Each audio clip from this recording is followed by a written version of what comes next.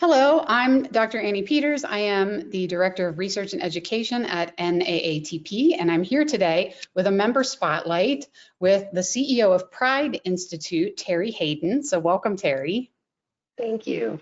We wanted to do a member spotlight video because Pride Institute is a fairly new member of NAATP, and also this being June, being Pride Month, and in recognition of the protests in 1969 for the Stonewall riots, and with the riots going on right now and the protests, and it's a situation in which there's a lot of attention to social justice issues and inclusivity issues, and so welcome. Let's first, if you could just tell me a little bit about Pride Institute and the specialized services that you offer. Sure, absolutely. Thank you so much for having me. Pride has been around for over 30 years, and we started off really as a response to the HIV/AIDS crisis. And through changes in the field and changes with our community, we now have advanced to where we are now, serving individuals that identify as LGBTQ+, and for their substance abuse needs as well as their mental health needs, in both a residential setting and an outpatient setting.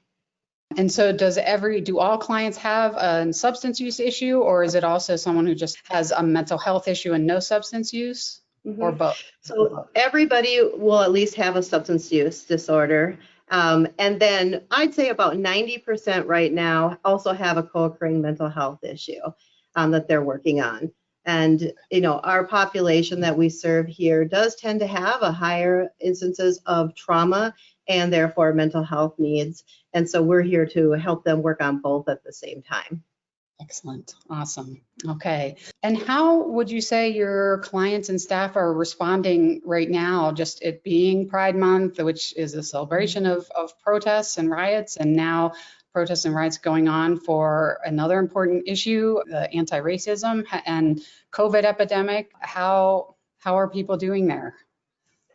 That is a lot to have at one time. And it's not that COVID has been with us since, January, and we really have been focusing on the safety of our clients. So first and foremost, we've really changed the way we do our work.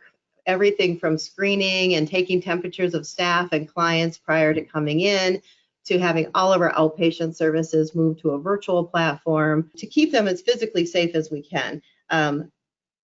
What isn't new is all of the issues around racism and oppression. And it's certainly not new for those that we serve. They have had to experience that most, if not all, of their lives. And so the intersectionality of LGBTQ, as well as race, as well as socioeconomic class, is something that we've been working on for years here. And our clients have really been addressing those issues for a long time. As you said, Stonewall 1969, those riots really started to lead the way for change. Here in Minnesota, while it's been painful and scary, both for those that are living in the community as well as our clients that are in outpatient services, or even living here on campus, because it had been very scary to see such an act on video, to know how that felt for so many of our staff and for our clients that have experienced some of those such behaviors, and then to see the riots come and many fires and buildings burn down. It was really just so scary and it brought back a lot of trauma for many, many individuals. And on the other side, they know that change needs to happen. And sometimes the riots are what bring on the start of those conversations. And in Minnesota, we have moved from protests that included riots and burning of buildings and some homes to peaceful protests and spending time at the memorial. And so we have been sharing that with our clients that have been here in residential treatment, so that they're seeing more than the news, so that we're bringing that information to them as well. And many of our staff have gotten involved in volunteering and learning how to be an ally. So not just to be an ally for our LGBTQ community, but an ally for those people of color as well. Excellent. Thank you very much. Do you have special events going on this month related to Pride? Yes, we do. So we've moved so much virtually. So we have, usually Minnesota is ready for our Pride weekend and being out at Loring Park. And so now everything's virtual. So we have started to do our own activities, which include just basic history and education in our groups, both residential and outpatient, as well as celebrating. So the weekend at the end of June, we'll be doing some celebrations. And we did our virtual parade, and we put that in so that we could be part of the Minnesota virtual parade on Sunday the 28th. So we'll be here with a big screen projector and popcorn and watching the virtual parade. And we also are looking for some fun activities such as barbecuing and some games and karaoke, movies. So just really trying to make it fun and celebration, but also a lot of history and teaching and sharing and storytelling. Juneteenth is coming up as well, so we will be doing some celebrating for Juneteenth as well. Excellent. Okay. Okay, and then I think it would be really helpful for our members to know a little bit more about how you specialize services, and then if it's a treatment center that isn't a specialized program, how can residential or outpatient program be more inclusive for LGBTQ plus clients, individuals and families, and more affirming? Do you have suggestions about, what you do will be very different from a non-specialized treatment center, but I guess sort of what do you do to specialize your treatment, and what ideas might you have for other treatment centers to make improvements? Sure. And you're correct. So Pride is one of the very few treatment facilities that specifically serves the LGBTQ plus population. And so, and here in our programming, we're diverse within the programming. So we have specialized groups that are on trans wellness, HIV, AIDS support groups, sexual health education and support programming, Meth and Men, lots of different programming that's within the program, and it really just depends on each client's needs. But one of the neat things about Pride is because we are here to serve the population and the community, everything we do is surrounding that community. I think for other treatment centers that might have a track or a group, one of the things that would be helpful is to look at the environment around the treatment center, make sure that the artwork is inclusive, the reading materials are inclusive. If there's a library, check to see who's writing some of those books and what books they are. Reach out to others that are providing those services. So it's how you treat individuals and what you're looking for as far as an individual treatment plan, but it also is the environment so that everybody feels safe and comfortable being themselves. And so do they have pictures of their loved ones? Do they have pictures of their partner? Everything that just feels very normal for us. It takes a little work sometimes outside in other treatment centers that just aren't used to that. I'd say everybody has the opportunity to be inclusive, and I think that the majority of the treatment centers that I work with really want that.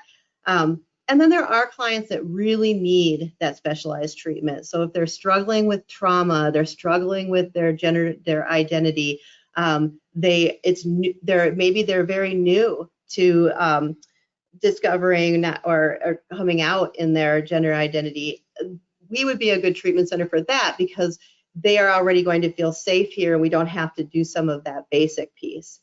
For those that are really interested in learning more or training, Pride Institute does do trainings free of charge. We can do a Zoom training with staff, and we did do a lot for hospital staff here in Minnesota. So we are very open to being not the teacher or the educator, but someone who can share some experience and answer some questions.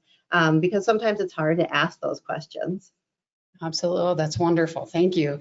And I have two follow-up questions to that. One is, if a treatment center doesn't have a track or even maybe a group, what would be something that would be a good way to start? So maybe like a LGBTQ plus group, support group, or issues group. Do you have an idea around that? I think support group would be great. Like they can do. I think giving a list of meetings that are welcoming or specific to the population, making sure staff are educated so that they understand what pronoun use is and some of those basics so that they're having positive and safe conversations. Individual therapy is wonderful as well. And then an education around the high levels of trauma, and so that clients don't accidentally get re-traumatized. A lot of it is our own training. Mm-hmm. Great. Okay. And then it also brings to mind the question about gender separation in treatment, that has been particularly residential treatment, that there's been women-specific groups and men-specific groups. And now with our increased understanding of gender fluidity, how might a treatment center that is gender separate or dualistic like that, what might be the pathway forward for that?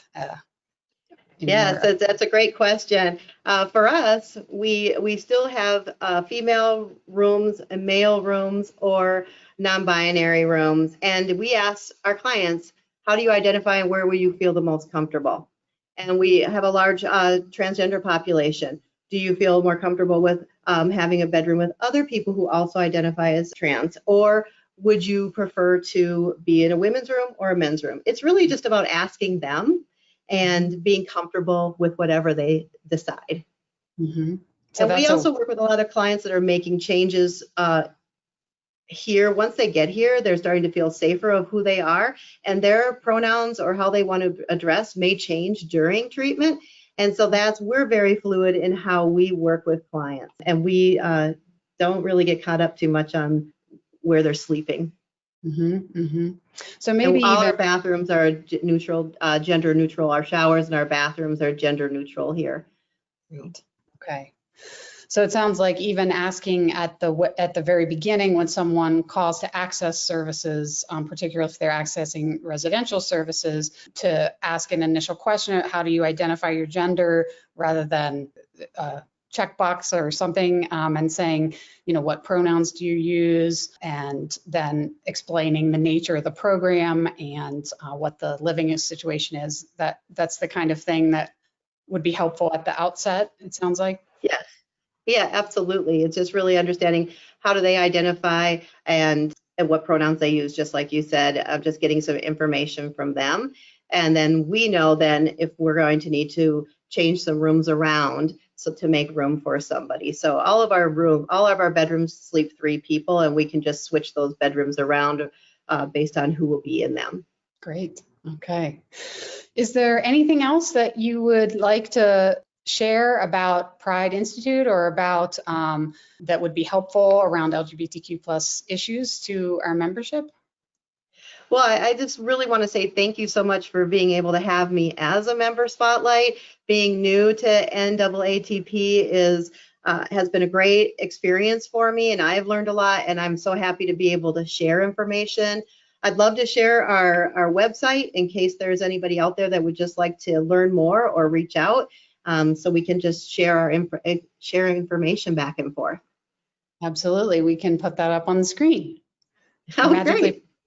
I like that. I love that. So I think it's an ongoing dialogue, and things change over the course of time. And so I just appreciate being a part of NAATP.